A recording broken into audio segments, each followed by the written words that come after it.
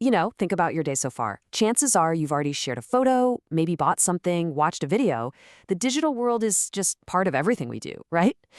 But have you ever really stopped to think about the rules? The invisible rule book for this place we spend so much of our lives? Well, today we're going to do just that. Let's dive into a user's guide for our digital world. So that brings us to a really fundamental question, one I'm sure you've asked yourself. You see a great photo online or a piece of music you love, and you think, can I just use that?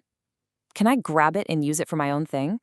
It feels like it should be a simple yes or no, but oh boy, the answer actually opens up this whole world of rules. Rules that are all about protecting the people who create the stuff in the first place. All right, so to really get to the bottom of that, we need to talk about a huge concept. It's an idea that's pretty much the foundation for everything we make and share online, and it's all about how we protect those creations. And that huge idea? It's called intellectual property. You've probably heard it called IP. The easiest way to think about it is like this. It's property rights, but for your mind. You know how you own physical stuff, like your car or your phone? Well, IP is the legal system that says you can also own the intangible things you create. That could be anything from a song you wrote to a logo you designed to a piece of code. It's all about protecting the stuff that comes from our creativity. Okay, so why do we even have these rules? What's the point? Well, it's pretty crucial, actually. These laws are what give people an incentive to create cool stuff in the first place. I mean, if you knew that the moment you created something, anyone could just take it and profit from it, would you bother? Probably not. When creators know they can control their work and actually benefit from it, that's what encourages them to innovate, to make art, to write that next great song. Without that protection, our world would be a lot less interesting.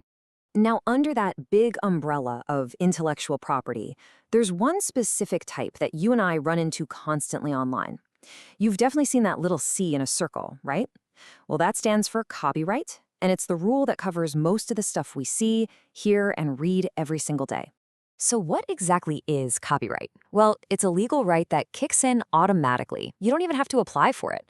The moment you create something original, whether it's a photo, a blog post, or a song, you're protected. And that protection means you, the creator, have the exclusive right to say how it gets used, copied, or shared. Bottom line, it's your work, so you make the rules. And just look at how much this covers. We're talking about books, songs, paintings, movies, basically all the creative stuff we consume. So let's circle back to that first question we asked. Can you use anything you find online? Well, the general answer is nope, not without getting permission, because chances are it's protected by copyright. Okay, let's switch gears a little. We've talked about the rules for making stuff, but what about when we're the ones buying stuff? Let's take a look at the digital shopping cart, because online shopping has totally changed the game. We all know how massive the shift to online shopping has been, right? And it really is a classic case of give and take. On the plus side, it's incredibly convenient. You can shop in your pajamas, get access to a bazillion products, and compare prices in seconds. But on the downside, well, you can't actually touch what you're buying. You've got shipping costs and delays to worry about, and of course, there's always that risk of scams and fraud. And, all this convenience we love so much, it doesn't just exist in a bubble. The explosion of online shopping has sent some serious shockwaves through the world of good old-fashioned brick-and-mortar stores. You can pretty much see it as a domino effect. First, less foot traffic hits the physical stores. Then they face this insane competition from online giants that don't have to pay for a fancy storefront. That, unfortunately, has led to a lot of store closures. And what's left is changing too. Physical stores are becoming more like showrooms or just places to pick up what you already ordered online. Of course, none of this would even be possible if we didn't trust the system with our money. That's where security becomes absolutely critical. So when you type in your credit card number, something called encryption instantly scrambles it into gibberish. So even if a hacker grabs it, it's useless. And then you have things like two-factor authentication. When they send a code to your phone, that's like adding a second deadbolt to your digital door. It's these layers of protection that make the whole thing work. And even before we get to the checkout, what's one of the first things we do? We check the reviews, right? We want to know what other people thought.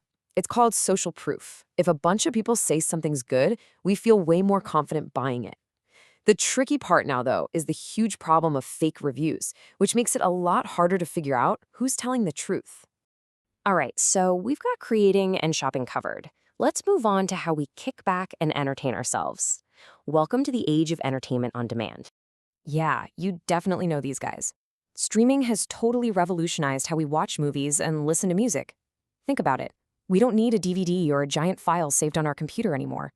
The show, the movie, the album, it just flows directly to our screen over the internet, ready to go in an instant.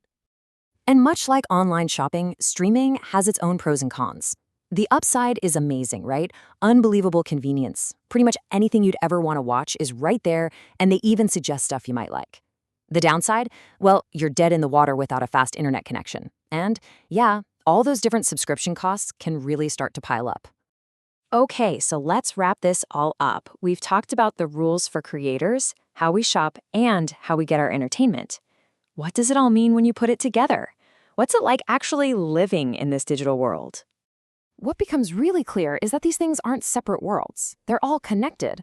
The copyright that protects a movie, the website where you might buy it, and the streaming service you watch it on, it's all part of one giant interconnected system. And that system is what shapes our online lives every single day. And all of this leaves us with one last pretty big question to think about. As our lives move more and more online, I mean our jobs, our shopping, how we hang out, who's really calling the shots? Is it the creators? Is it the giant tech platforms? Or is it us, the users? It's definitely something to keep in mind the next time you click play or add to cart.